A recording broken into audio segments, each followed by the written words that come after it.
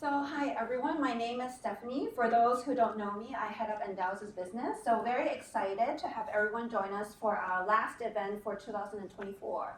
Time flies, it's only a few more weeks before we wrap up the year, so it's very timely that we're going to talk about what to expect for 2025. So we have a really good panel tonight, but before we start, I'm going to ask our friend from Pascal from TEC to share a few words. Some of you guys know we've been having this collaboration with TEC, and some of you guys have told me that this venue is very beautiful. So this is part of the Executive Center.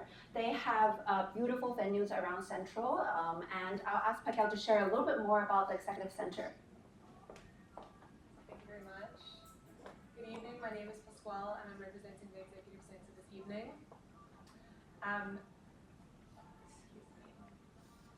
So this evening as we gather at Garden Road, the Executive Center is excited to welcome Endowus and serve as the event space partner for this evening's informative session. Before we dive into the market outlook for 2025, I thought it would be appropriate to perhaps share a glimpse of TEC's remarkable year thus far. This year, 2024, we actually celebrated our 30th anniversary, a very special year for us and a testament to our journey of success and growth.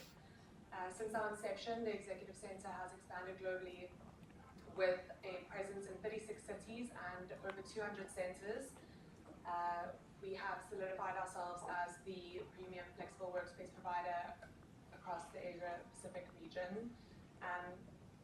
We offer a diverse array of services, including private office spaces, meeting room and events spaces, as well as virtual office solutions. In Hong Kong alone, we have 11 centers strategically located in Central, Admiralty and Quarry Bay. I'd like to share in 2025, the Executive Center remains dedicated to fostering a dynamic work environment across the globe, and we are thrilled to announce our recent expansion to Saudi Arabia, Riyadh. We will be opening our new center in the King Abdullah Financial District. This evening is the final event with Endowus for the year, and we are excited to continue this partnership into the new year. As Endowus equips you with the financial foresight this evening, remember that the Executive Center is here to cater to your office space requirements for the upcoming year. And yes, enjoy the rest of the evening. Thank you. Thank you. So for those of you guys interested to learn more about TEC, we actually have a special offer for Endowus clients to have special deals. So you can reach out to us and we'll refer you back to Pascal. But let's get started. Ellie, could you move on to the next slide? Next slide. Yes, before we start, could I just ask everyone to take out the phone and we'll start with a small polling game or to make it more interactive before I start introducing Endowus. So scan or go to slido.com and type in 2025 Outlook. So just type in 1 to 3 words. What's your biggest investment concern that comes into mind for 2025? And we'll look into this and we'll ask our distinguished panelists to address all your concerns in a very short period. So Ellie, next slide, please. So some of you guys are already Endowus clients. For those of you who are not yet Endowus clients, I'm here to change that. But before we start the panel discussion, I will want to sort of spend a few minutes to share more about Endowus. Ellie, can we start on the slides on about Endowus? Thanks.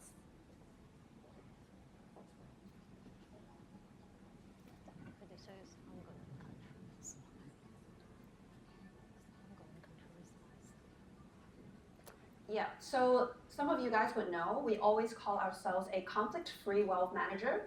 So when we say not sort of conflict-free, it's not meaning wars or Gaza conflict. We're talking about free of conflict of interest because we're not commission-based, a kind of business wealth manager. And we're very mission, vision-driven kind of company.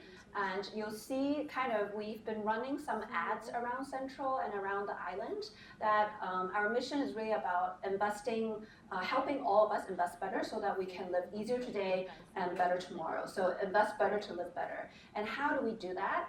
we always highlight 3 key things that we help our clients do. So the first point, it's helping them to get access to evidence-based advice. So you see here, not speculation. I think growing up in Hong Kong, I also kind of always mixed up investing with speculating, trading stocks. But a lot of our founding team members, which some of you guys might have met, our CIO, our Chief Investment Advisory Officer, we all came from institutional investing background, and we serve clients such as endowment funds, institutional funds, investors, and we realized they don't speculate on stocks. They don't ask us for tickers every other 5 minutes. What they do is what we call liabilities-driven asset allocation. So when we wanted to do that ourselves, we realized it was very difficult as an individual to be able to invest like an endowment fund and to asset allocate very easily. So Endowus is basically a platform for all of us to be able to invest like an endowment fund. So what we help clients with is to build your own liabilities-driven asset allocation.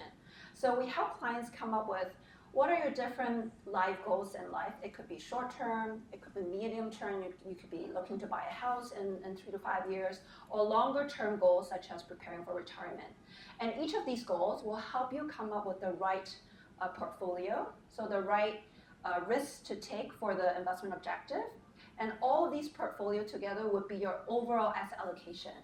And we always remind clients, remember to think about your core goals first before you start building satellite goals. So satellite goals is after you've taken care of your core goals, you have spare money left.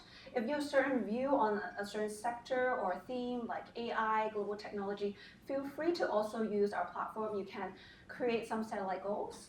But I personally was very happy to kind of found out Endowus is a platform for me to so easily be able to declutter my personal investments and be able to do this asset allocation very easily on my fingertips. So that's evidence-based advice. Next slide, it's about access. So today we're very fortunate to partner with 3 of our fund manager partners. On Endowus platform, we partner with over 70 managers. We are not a supermarket, so we will partner with 70 asset managers, but we only offer 300 strategies on our platform. So if you do the math, basically we only select what we call the best-in-class products of our fund manager partners, and it's across all asset classes, from money market, fixed income, equities, to alternatives, private markets. So about 2 weeks ago, we just hosted another alternatives event, exactly in this venue, talking about private markets as well. So these are all access that we help clients to invest into. A lot of times, and now moving into the next slide, we help our clients to be able to access the much cheaper institutional share class, which for industry players, you would know that it's easily 50% cheaper than retail share class. Or if that's not available, we would rebate all the trailer commissions that we receive from fund managers back to our end clients.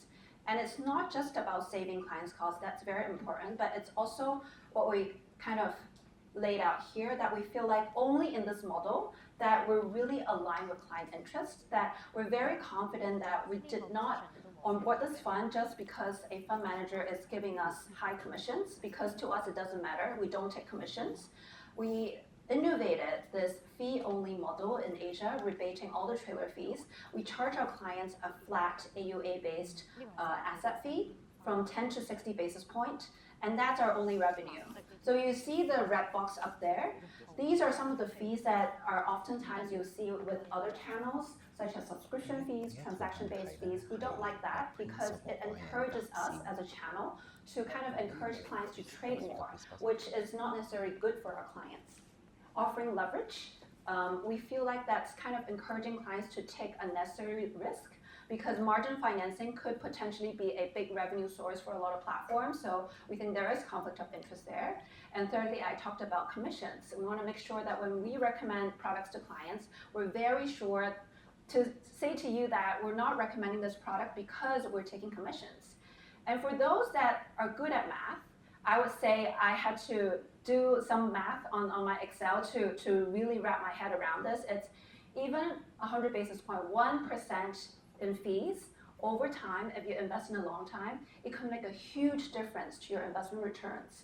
So we always think about compounding returns, but costs actually also compound. That's why we're always obsessed with thinking of ways to help our clients reduce costs. That's also why we leverage technology to lower the cost of servicing. It's not about gimmick because AI, it's hot, but we really want to make sure that our clients can save more money so that it can go into their returns. So that's all I have for Endowus, and I think we can start the panel. Maybe I can ask the panelists to come onto stage.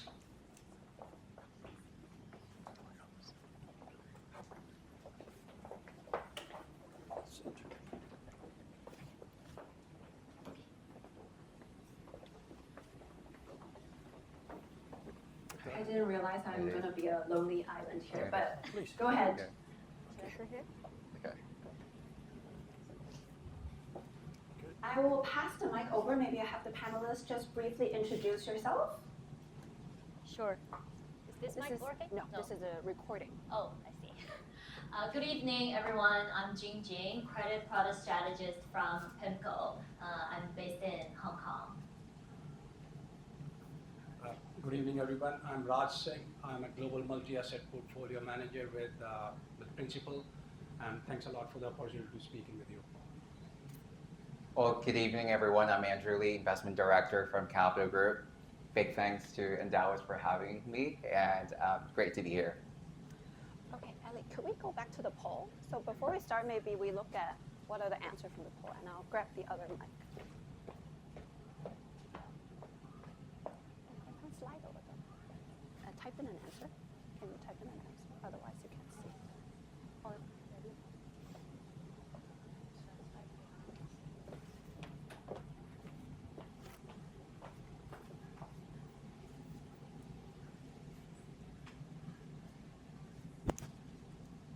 Wow. Okay. Trump's tariffs, or tariffs with a small cap. Oh, tariffs.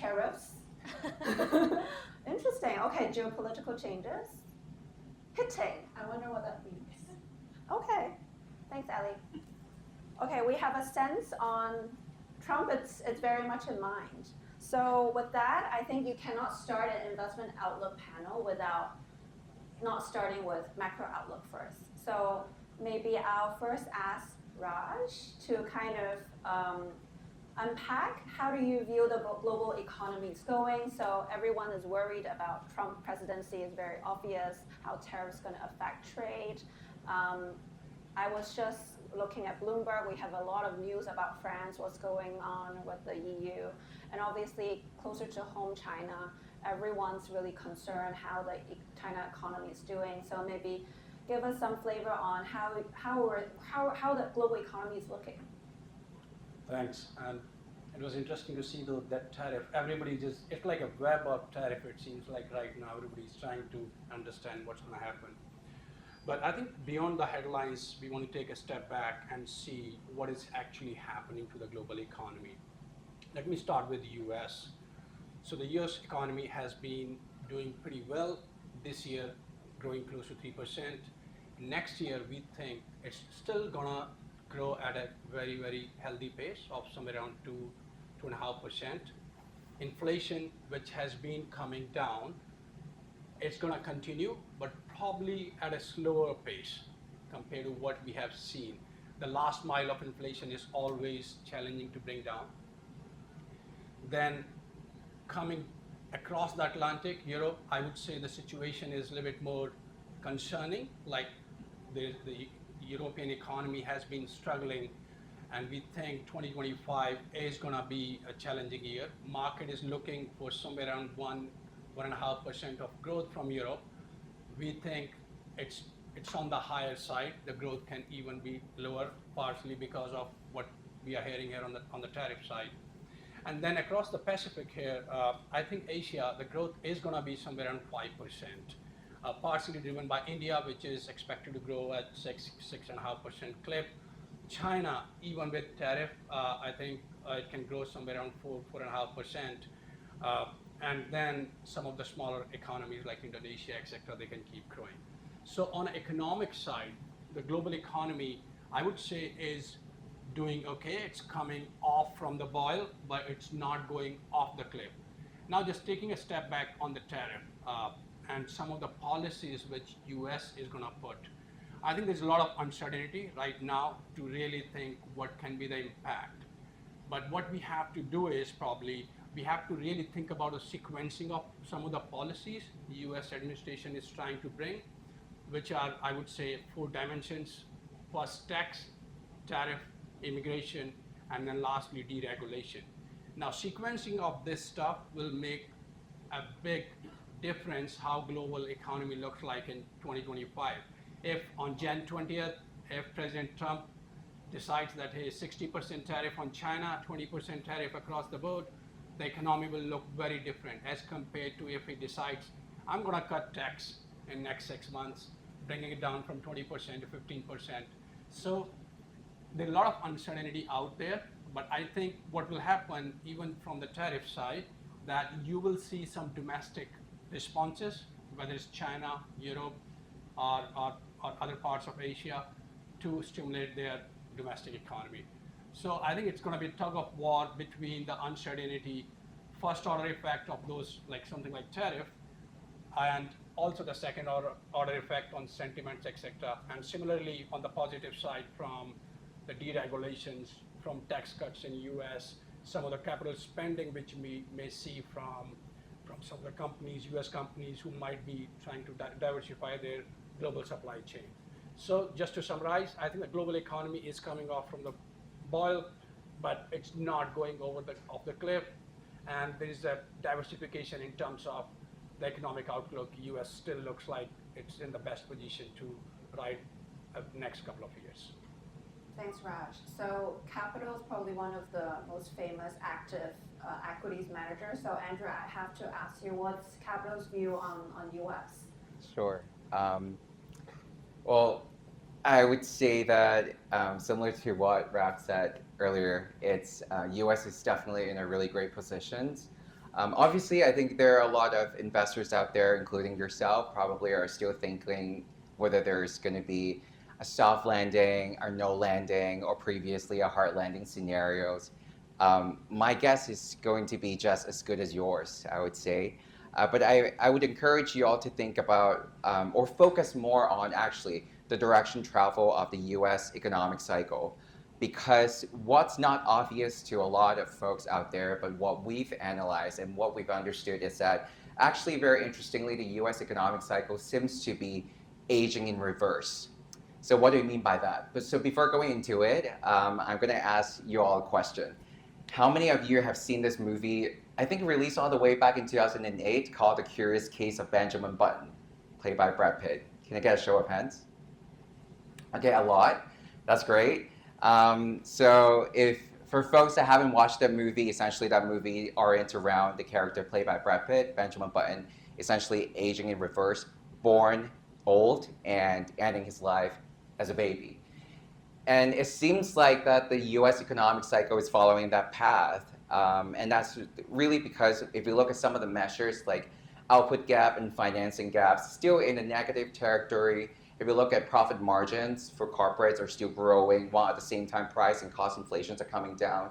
And I think more importantly is that the monetary policies, it's not full-blown expansionary, but it's more accommodative, more neutral, I would say, towards the point where the real interest rate is more aligned with the real economic growth in the US.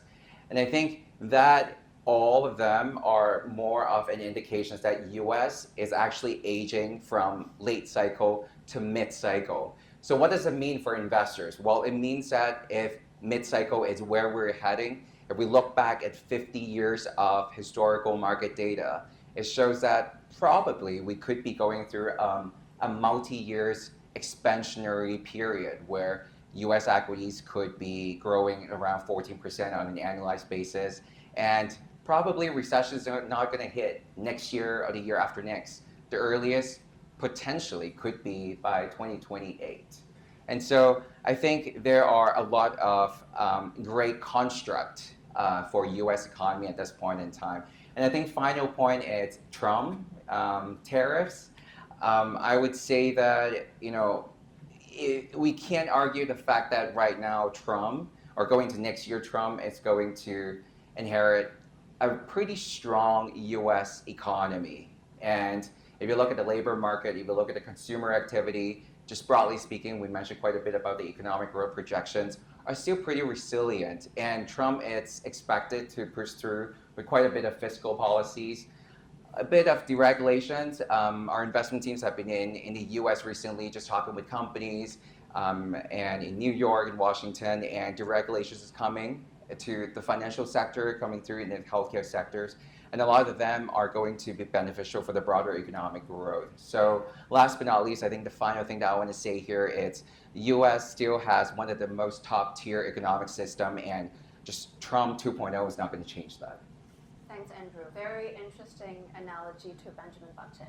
So I think we cannot kind of finish a macro discussion without not talking about interest rates. So Jingjing, as the fixed income expert, can we ask you what's the view on interest rates? I think if you asked all of us a few months ago, everyone think there's one more cut coming in December, but now I think everyone is a bit unsure on the pace and also kind of the magnitude of cuts going forward, especially with Trump that everyone's very concerned about. So any views on that? Yeah, sure. Let me first tell you the conclusion that we have right now. Our base case scenario is still a soft landing, and our forecast for the Fed cutting, we don't think that the cutting path is going to stop, and our forecast would be for December cuts, it will be a 50-50 chance.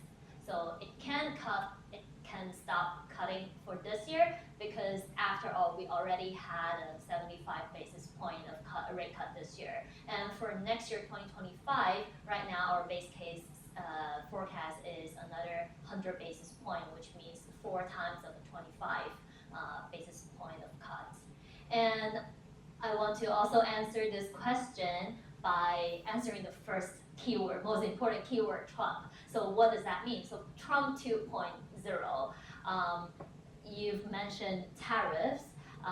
We also think that with the tariffs policies, it can potentially lift the inflation or give the inflation some pressure. But even if inflation goes slightly higher from where we are, that still doesn't change the baseline, which is to continue to cut the rate, because right now the policy rate is still 1.5 to 2% higher than the terminal rate. And to get closer to that, you still need to continue the path. And another policy under Trump would be the Fed. We don't think Trump himself is going to influence the independence of the Fed. And I'm not saying that as my personal view. We actually have our chief economist, Dr. Rich Clarida, who just finished his term from the Fed as the vice chair, and our global investment advisory board is chaired by Dr. Ben Bernanke, who was the previous Fed chair. So our base case is Trump himself is not going to change the personnel or directly influence the FOMC members, and that also means the cutting cycle is not going to be stopped by Trump. Got it. Before we wrap up, Raj, you have anything to supplement on rates as a multi-asset manager? I think it was covered very well. The only thing I will say, like, Fed is not the only game in the town. It's not only Fed which is cutting. ECB is cutting. You look here, China is easing. Other EM banks are cutting. So what is happening right now is that we're going in this synchronized cutting cycle. And then the second point I want to highlight that markets are very forward-looking. So they try to price in a lot of information very quickly. So right now, the market is already pricing in a very, very hawkish Fed compared to what Fed itself is saying they're going to go. So Fed is told market back in September, we're going to go and cut, let's say, by 150 basis points. Now market is already pricing in that Fed is going to cut only half of that amount in next 12 months. So there is kind of like an opportunity here or a mispricing compared even to the Fed.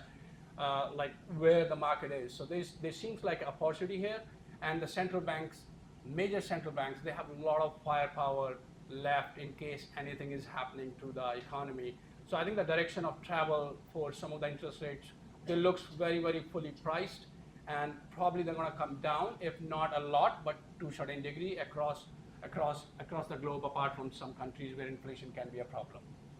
Thanks, Raj. I think, yeah, we're too focused on the US, so reminding us actually we're in a synchronized cutting cycle. So before I forget, if you have any questions, feel free to go back to that Slido and put into the questions so I can then kind of pick out some of the questions at the very end. But wrapping up the macro discussion, maybe we'll look into the different asset classes now we've laid the stage. Since we're on rates, maybe we'll talk about fixed income. I think for a lot of our investors, especially at the start of the year and when we saw rate cuts, everyone felt like rate cuts is really good for fixed income. But then now there's a bit of uncertainty, Ginger. How should investors think about fixed income as an asset class? And in this kind of uncertainty, are there any particular subsegments that they should focus on, IG versus high yield, or in terms of duration, how they should think about positioning their portfolios? Yeah, sure. So we still are in this window of a very rare period where you have a very high starting yield. And what does that mean to your fixed income investment? So historically, the starting yield has a 94% of positive correlation with your forward-looking return that can be generated from the fixed income market. So based on the starting yield that you are seeing right now, we still see a very good opportunity in the fixed income market. Of course, the credit spread is relatively tight, but that's also supported by the technicals. People are still trying to own the all-in yield that's provided by the market. So we do think that the tight credit spread situation is supported for a quite extended period of time. And to your question, we are seeing some volatility of the interest rate, and that's exactly why we need to be very active and very dynamic in managing our interest rate exposure and duration exposure. I think Raj mentioned staying global and trying to find the relative value that's presented by different parts of the world, different currencies and duration is a very important approach. And another thing we did was actually be very active in terms of the duration play as well as the curve play. For example, I think when people heard about rate cuts, they probably just simplify that and go into the long end of the curve and buy 20 or 30 years of US Treasury.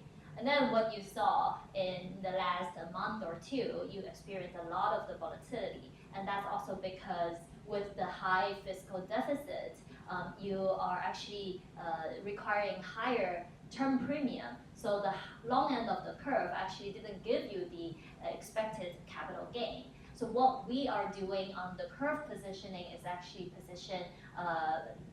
focus more on the short to intermediate part of the curve, and also position with a steepener to benefit from this yield curve changes.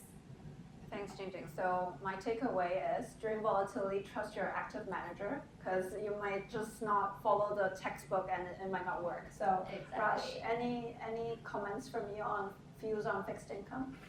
So I was just talking with somebody, and I think one of the mistakes I would say people like us and everybody makes when you have such high interest rates, I call it cash trap. So a lot of people move into the cash and they just stay there. So I think given the yield level, I would say it's time to take some more what we call duration risk, or extend your duration, take from cash and go further out of the curve rather than taking reinvestment risk. So you are investing it at 5%, but remember, it's not going to last forever. I mean, at a certain point of time, it's going to come down. Then secondly, I would say that overall, if you take a cake, like the yield is pretty juicy, but the cherry on the top, which we call like the credit spreads, is pretty tight, and you're paying a pretty hefty price for that. So you're better off running it at the shorter end of the curve. And especially in the credit market, we think preferred securities, US preferred securities, they offer a pretty good balance of risk and reward. So you have investment grade rating, still somewhere offering around 6% of yield, and a lot of these securities below this preferred securities is issued by financials and utilities companies, which are basically driven by the tailwind of deregulations, as Andrew and was just mentioning in US, and also some of the AI thing, the utilities, because the government is paying these companies to build out their regulated assets. So I think preferred security is one of our favorite way to get that carry exposure, but we like the downside protection from long-dated US Treasuries, unlike consensus, like where a lot of people are avoiding duration at like anywhere close to 4.5% on 10-year Treasuries. We think it's a good value, and we are adding to our portfolios. Thank you. Okay, wrapping up on fixed income, we'll move on to equities. And Andrew can hold on to the mic, because the number one question we get from a lot of clients, and someone was also mentioning, it's how high can the S&P go? Every day we actually have a chatbot like screening news, and it's how S&P reach new highs. And it's like every day that's the first bullet I see from our AI bot. And I think a lot of our investors, I think including myself, sometimes ask, is the valuation too high? How high can it go? Is this US exceptionalism still has a run? And how should investors position? Is it still with Max 7, or will the rally broaden? So I know it's a lot to unpack, so Andrew, the stage is yours. Thank you. Definitely a lot to unpack. I think sometimes we forget about the role of equities, or essentially, just the behavior, the attributes of equity market.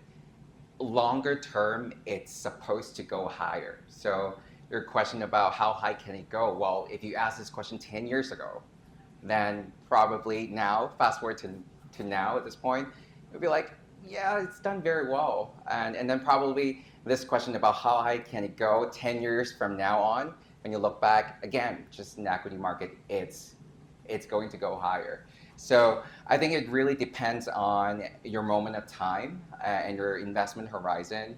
But if I can go back to your question about valuations, yes, if you look at on the index level for S&P 500, valuations high. Is it expensive? I think that's a different question. I think that is debatable, because you can't just look at PE or PB and then determine whether a stock or a market is expensive or not, because there are a lot more metrics that goes into it. You're going to look into earnings, right? Because, for instance, if a company that's trading at 40 times price to earnings, but earnings is growing sustainably over 20%, then it's actually fair value. It's not expensive. So I think that's one. And whether valuation is high or expensive, is it going to correct? Is it going to lead to correction? I think just valuation being high is not the main driver for market to correct. I think it needs to have a problem. It needs to have an excess. It needs to have a situation, an era for the market to eradicate, to create that problem. So far, I think we're not seeing that yet. And then the third thing that you mentioned about US exceptionalism, I thought we were going to go away from being US focused, but let's go back to the US. I think to answer that question, it's really helpful for us to take a step back and understand what are the reasons that led to US being so exceptional. If we look back over the last 10 years, US equities annualized at around 12%. And I think a large part of that was really driven by superior earnings growth. We're talking about 6.5% on average. And that's really much higher compared to other parts of the market, the rest of the world. If you look at Europe, around half of that, EPS growth around 3%. If you look at emerging markets, negative 1.6%. And so the fact that US managed to grow their earnings sustainably at a superior level relative to the rest of the world, plus because the US economy has managed to grow also quite sustainably, that gives US companies the benefit of multiple expansion as well. And so I think as long as these factors continues to be a play, then US exceptionalism would continue to gain momentum. But then I think one thing that I also want to bring out is the broadening out of market leadership. I know everybody is super excited about Max 7. Today I was reading on some news saying that if you own a stock of NVIDIA, at 20 years ago, that basically multiplied by 100-ish times. Don't quote me on that. I forgot actually the exact numbers. But the point here is, yes, actually since 2023, if you look at the quarterly earnings of S&P 500, Max 7 was essentially the only complex of companies that have been delivering earnings growth consistently over the 5 quarters since 2023. The rest of S&P 493, they're essentially experiencing an earnings recession. But what has really changed starting from the second quarter this year is that we're starting to see earnings recovery from those 493 companies, those laggards. And I think, currently, if you look at the third quarter's results, if you look at, going into next year, the earnings expectations is that there is going to be a normalization of earnings growth for Max 7, while at the same time, there is going to be a catch-up for the other 493 companies. And so going into next year, first quarter, we are expecting to see a convergence of those earnings. And I think that is a very strong basis, a fundamental basis for us to think that market leadership within the US market, we're seeing signs of that. And I think as investors, we should, and especially for those that are starting to build an equity portfolio, I think, Steffanie, you mentioned about a core portfolio. We definitely subscribe to that. It's to have that core portfolio that's well diversified across different sectors, across different market cap size even, or style. I think it's a really appropriate strategy going forward as market leadership expands. Plus, we are also seeing a lot of really great and powerful secular trends coming at play. It's not just AI.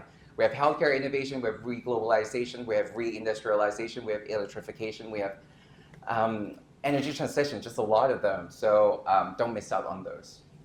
Great, okay. I think it's a really good reminder just to summarize. So don't just look at valuations, because you also have the other side of the equation. You also need to look at earnings growth. So if earnings growth is there, maybe it can still support the kind of valuations. And then I think we need to find a new term to describe this 493 stocks. It's a bit of a mouthful that we need to do. The laggards, I would say. The laggards, okay. The laggards might come back, so we'll see in 2025 whether they come back. Raj, anything to add? No, I think I would just add one thing, that over my career I've heard Max 7, FANG, Fab 5. So these things, they keep coming back in different acronyms. But what you are doing really is you're buying very, very good businesses supported by very strong balance sheet, cash flows, and boy, like if you're talking about, like a lot of us might be in business here, like ROEs of 25%, if you are getting a return on every dollar with 25 cents over time, it's a lot. So I would say everything else is coming back. Doesn't mean that we have to just go away from Max 7. These are not like the businesses running in air, very solid businesses. And then even this year, if you will look, actually, people talk a lot about Max 7, but actually in the US, financials have delivered better return now than tech. Utilities have delivered north of 30% return. So there are a lot of opportunities, I would say, in US, and probably just because valuations are high doesn't mean that they will come down. So just remember, the bull markets don't die because of ages. Got it. So there are a lot of opportunities, and we have active managers here for us to capture the trends. So we'll wrap up on the US, because there's still rest of the world that we can discuss. The past 1 to 2 years, as investors continue to diversify, especially very close to home, a lot of us talk about Japan, India, kind of as kind of new pockets for us to temper into, to diversify away from our very home biased Greater China portfolios. I think a lot of us are still not as familiar with those markets compared to the US or Greater China. So curious to ask on the behalf of our investors, how are your views on those two markets? India, we had the big news on the Adani kind of indictment. Does that impact the India aim? For Japan, I think there was a lot of excitement at the start of the year, and we have some kind of volatilities. Thus, the long-term structural kind of trends that's been kind of selling are still valid. So any thoughts on those?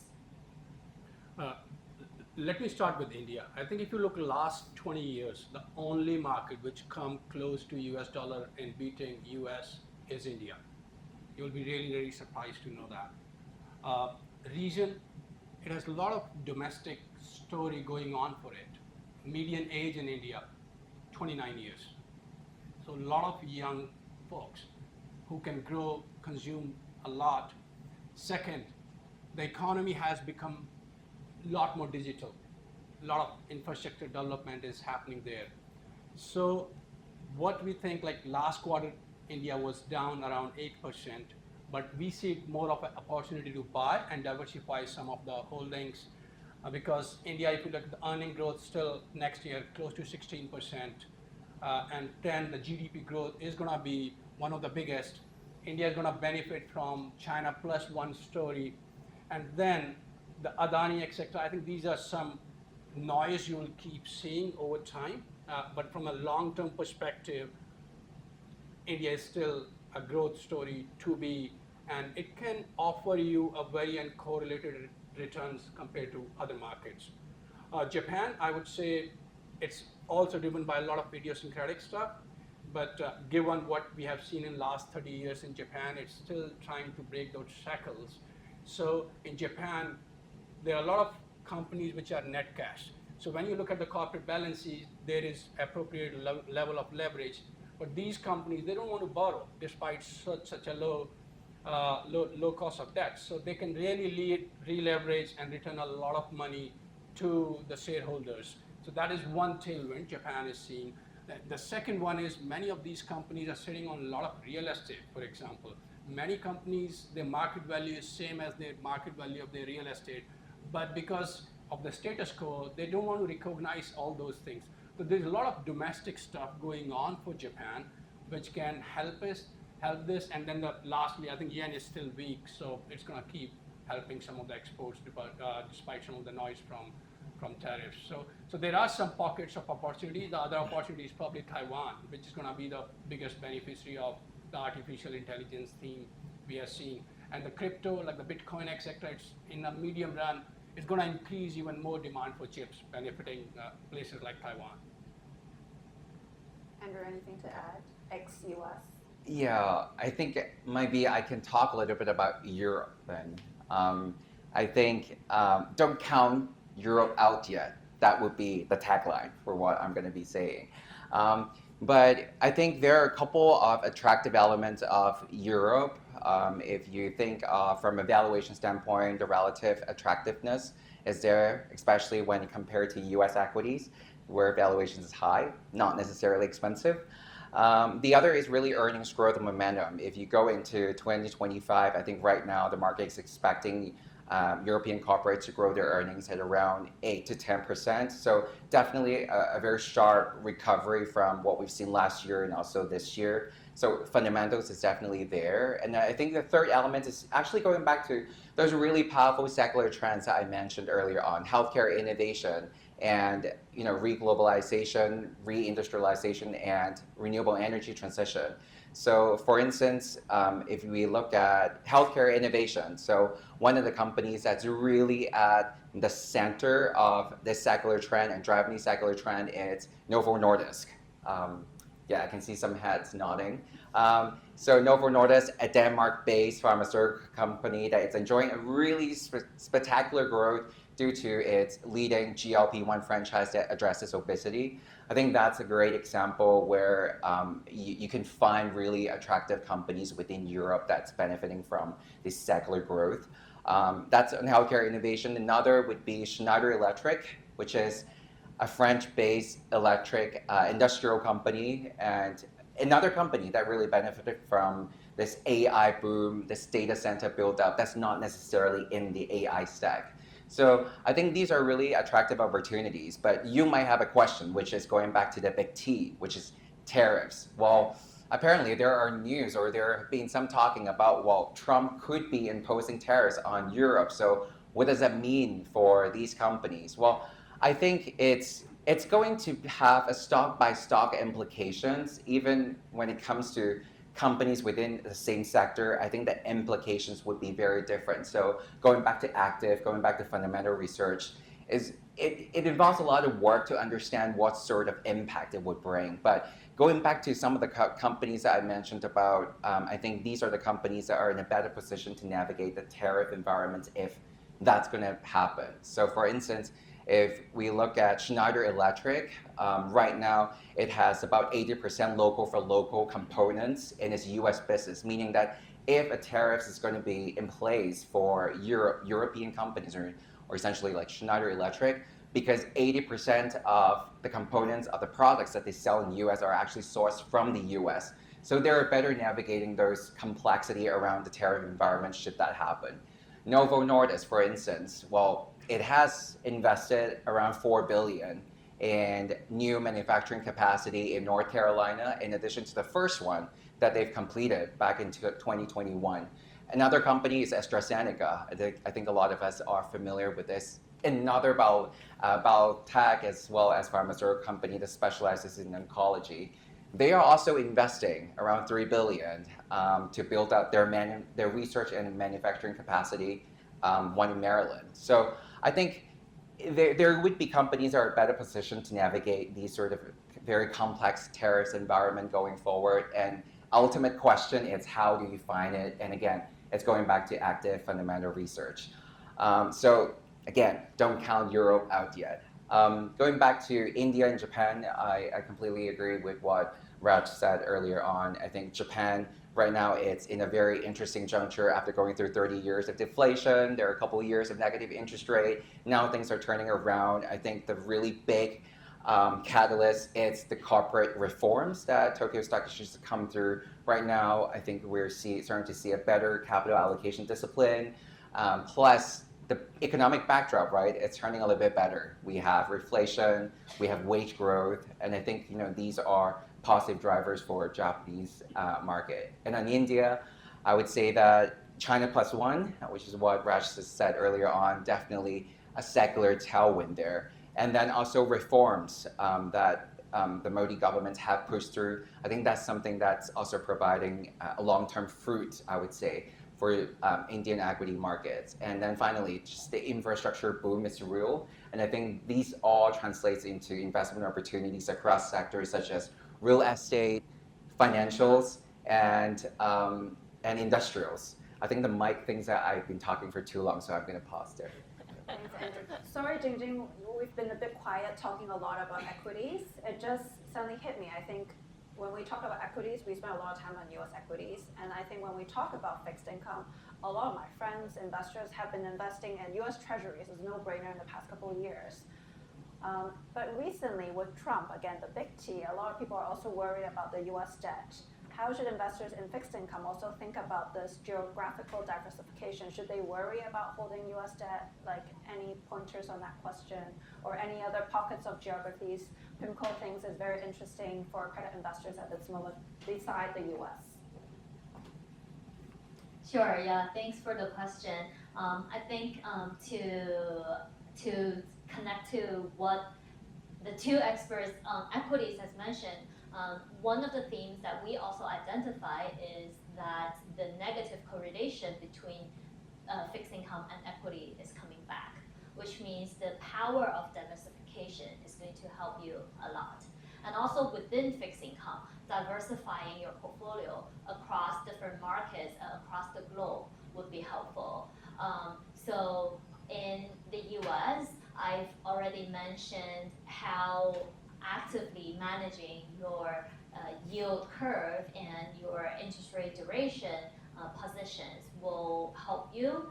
And also within different sectors where we are seeing diversified opportunities, one is in other parts of the duration market. So UK, Australia, and markets like New Zealand, we think they actually have some more room to cut compared to the US. So there are relative value in these markets.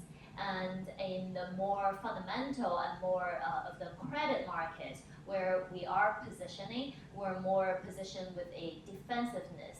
So before US election, we already identified two things that's not going to change no matter who wins. One is the fiscal deficit, which means that you want to limit your duration, not go too long in the curve.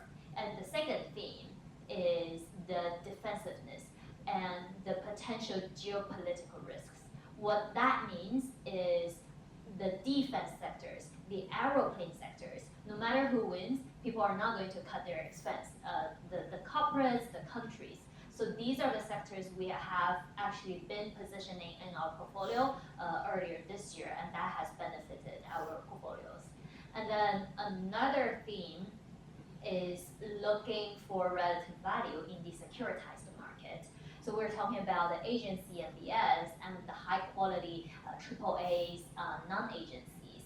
These are the assets that will diversify from your duration exposure, and at the same time, their valuation. They have the same investment grade, high quality, and their credit spread is actually giving you additional 40 to 80 basis points. And we think that's the value you need to capture while it still exists. Thanks, Jingjing. As we kind of enter into the last segment of this discussion, so some of you guys could tell we purposely selected different asset class experts and a multi-asset expert to kind of have like a debate on which asset class should we invest in, or we should consider kind of a mix. So maybe I will start with Raj, since you're multi-asset. How are you thinking about your asset class allocation into 2025, the relative attractiveness of fixed income versus equities, which I'm sure Jingjing and Andrew will make their case very shortly? Yeah, I think first of all, I would say, like, as Harry Markowitz famously said, the only free lunch in this world is diversification. So the investors should think about the multi-asset approach. In terms of the equities and fix, as Jingjing was just mentioning, so what is happening, that the correlation between equities and bonds, especially since July, has turned negative. So traditionally, the role a fixed income plays in a multi-asset portfolio, or in your portfolios also, is of stability. So how we are thinking about markets right now is that we like equities, but it doesn't mean that we don't like fixed income. So we like equities, but we also like duration. So compared to like general consensus where people say like don't go long duration, we see good value in some of the long dated US Treasury market, like especially the more it moves close to like 4.5%, 5% from a long term, we see good value. So from equities and fixed side, I think you can have both long equities, like overweight equities, and then overweight duration to provide that stability. We also like some other alternative asset classes like gold, which can act as a good diversifier in current environment. You want to ride some of the carry at the short end of the curve so that you can still have that 50, 60 basis point of extra income in your portfolio. So we think that investors going into 2025 really should take this multi-asset approach where you're thinking about a soccer team. You want to have good striker, you want to have good midfielder, and you want to have a good defender in your portfolios so that your team can consistently deliver. Thanks for the tips for building an all-star team. Andrew, Jingjing, do you guys have anything to add, or are you seeing any kind of interesting trends from speaking to investors as we go into 2025 into your respective asset class? I would say be ready for the uncertainties, and that's something we tend to forget, but we need to keep in mind. So how do you protect yourself from the potential risks, which is building the high quality portfolio, building the defensiveness by focusing on the more counter-cyclical sectors, and also being diversified in your asset allocation. Anything else, Andrew? Yeah, I would say that in terms of asset allocation, ultimately it's dependent on your investment horizon, your risk objectives, and also your investment objectives as well. But on that, to build on that, I think in a robust portfolio construction, both equities and fixed income could play a very pivotal role. It's what I think all of us have been talking about. So. And I think one more thing that I would like to add, it's really that negative correlation between equities and fixed income, especially when I look at the high quality space of fixed income. I think that's really, it's a great anchor to your overall portfolio and help diversify it away from the equity risk that you have from your equity exposure. In terms of the things that we've been thinking going to 2025 or beyond, is that there is going to be a lot of volatility. It's going to be quite a little bit of a bumpy ride. But if you look at equity market, it's supposed to be quite volatile, especially relative to bond markets, especially within a shorter term period, because that's the nature of equity markets.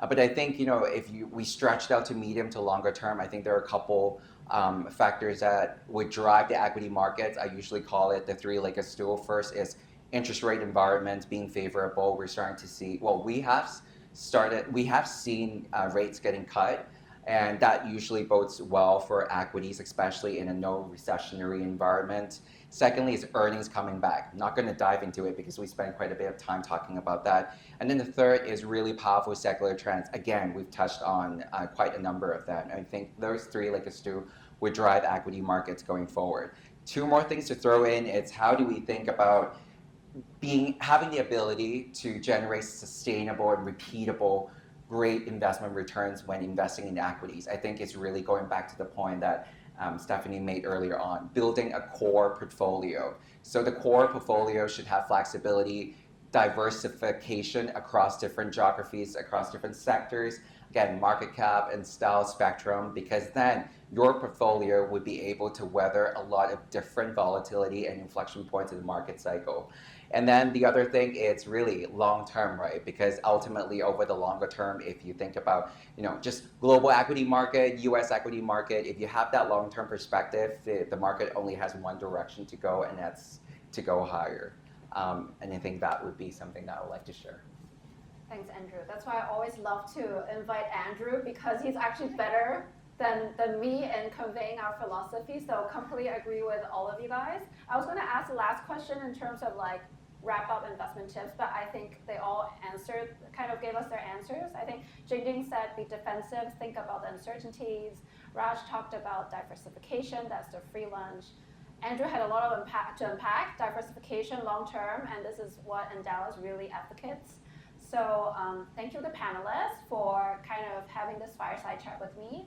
I'll now open up for questions if anyone has any questions. I know we're running out of time. Maybe we can take 2 to 3 if anyone has any questions. You can just raise your hands. Sure.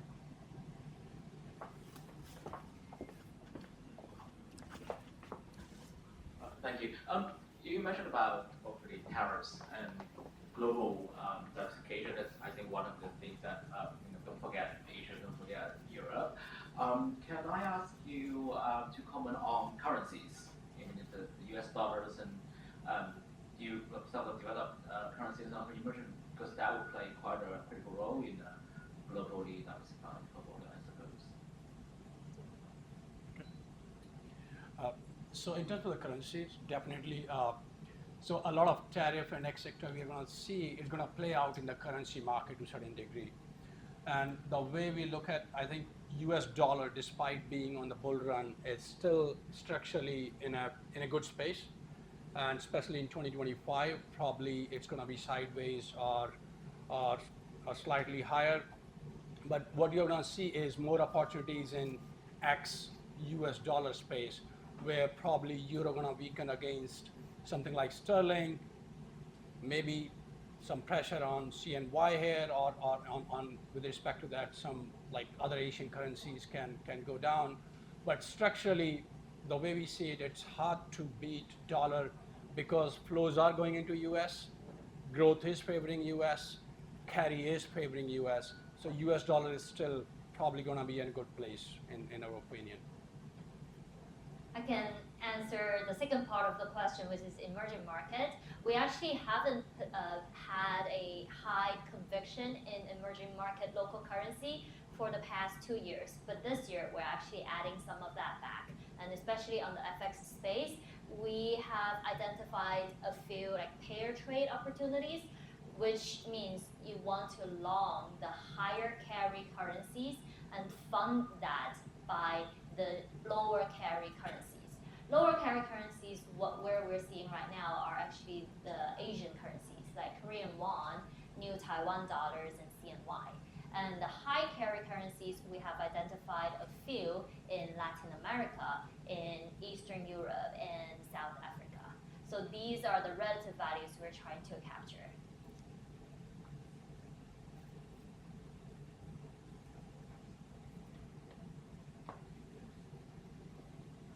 Yeah, you got a very good speech and lecture today.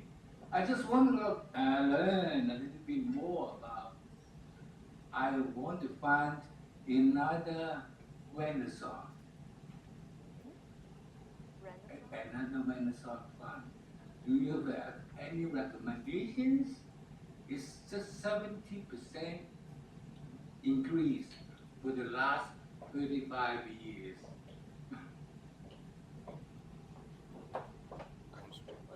Maybe I'll start with that. I think Andrew kind of already started us out on the right path. So we always show our clients, if you just buy a globally diversified, if you just look at MSCI World and you just look at it in the past how many years, you'll be shocked. Actually, don't have to do anything. Just buy a globally diversified portfolio. You're making like how many times? Not as much as Nvidia maybe, but it's still a humongous kind of amount. And I think we get this kind of questions from clients a lot. Like last year, this fund returned 50%. I want to repeat last year's.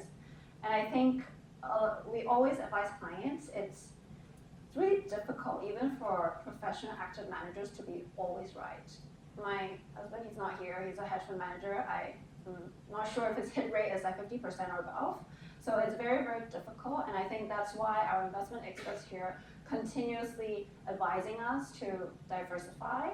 And obviously, completely understand. Everyone kind of, I want to identify NVIDIA and get that 1,000 whatever times. Don't quote me either. But don't mix up your core versus satellite. It's sometimes also, I think, part of Asian or Hong Kong culture that we kind of find the fun in like identifying like these hidden gems. You can do it, and we can kind of look for it, but be your satellite investment, don't mix that with your core investment, because if you look at the data and if you look at it's a probability game, it's very hard to really be 100% right every year to identify that fund that always is top quartile. So I think I'll pause here and see if anyone else has anything to add. Yeah, I just want to add one point, which is the focus on return. That tends to be people's primary focus, but what we really value is the risk-adjusted return. So if you get the same return, but your journey to that same return can be very different, you can experience very high level of volatility, and that is not considered a good return. So balancing between the return and the risk you're taking is very, very important. I think, Jingjing, this is a really good reminder, because a lot of our clients are like, I want 20% return per annum, but I cannot accept any drawdown. But if you look at any kind of asset class that provide 20% upside, the drawdown could be 30%. So I think it's a really good reminder to think about risk-adjusted returns. If you want high returns, means if you take more risks. So it could be 70% one year, it could be down 50% one year, but maybe they will catch up again. So it's different for everyone, and it's very, very difficult to identify. That's why we said for core portfolio, you can diversify. For satellite, feel free to, it's very enticing. That NVIDIA number sounds very enticing. Use your satellite portfolios and have any kind of Bloomberg research, and we can help you and see if we can find that star. But our advice, I think it's a very good reminder about risk-adjusted returns. And sorry, if I can just add one more thing, I think I'm gonna sound like a broken record. It's about core diversification and flexibility. But I think the one thing that I want to talk about is, especially for us here in Capital Group, we're active investor. I think we have to do our homework right. We have to do our fundamental research work really in depth and in a very robust and resourceful way, making sure that we are finding the right companies to invest in with a long-term perspective while avoiding some of the landmines that if you invest passively, you probably might have exposure to. At Capital Group last year, we conducted, if I remember correctly, 21,000 company meetings. assuming that we have about 250 working days a year, that means that globally we conduct around 80 company meetings on a day. And I think that just kind of show that, well, we have to do our homework right in order to find the right companies, then sort of put everything into a diversified core portfolio and be able to generate really repeatable returns over time. And then again, having that long-term perspective, I think would be able to, just on top of everything that I just mentioned, to help generate a good level of returns. I think we have time for one more question. I got some questions from Slido. A lot of questions on currency. There's a question on Hong Kong dollar. Just wondering, does anyone have a view on that? Hong Kong dollar, and asked about the peg as well. I think last year we invited HKMA. Howard Lee spoke at our conference. He was very stern that HKMA will not unpeg, but there's always speculation. So any views on Hong Kong dollars? I think I'll go with HKMA. I think the peg is going to be here. And why? When you look at HKMA reserves, they have still ample reserves. So they have almost like 1.8 times of the FX reserve than the currency in circulation. So they have a lot of war chests to, in case anything is happening, to defend the peg. First. Second, I think the stability of Hong Kong dollar is also very important for China in certain ways. So it's gonna stay there. And lastly, I would say, being this Hong Kong is a gateway for China again to experiment how they internationalize some of their RMB currency. So the Hong Kong is going to play an important role in that. So I don't see anything happening to Hong Kong dollar peg, at least not in next 2 to 5 years. What happens after that, who knows? Thanks. So that wraps up our evening. Thanks our panelists. Thanks everyone for coming. For those of you guys not yet our clients, feel free to try out our platform. You can get access to these best-in-class funds from PIMCO, from Capital Group, from Principal. And we always end with a promo QR codes. Thank you everyone for coming over and join our event. For everyone who joined us tonight, you get an extra limited time offer of 300 Hong Kong dollars free credits off Endowus platform if you sign up before 8th of December. So thanks everyone for coming. We still have some colleagues running, our client advisors are around if you have any questions, but this is our last event for the year. We're already starting to plan for events in January, so wishing everyone happy holidays, and see you all in 2025. Thank you.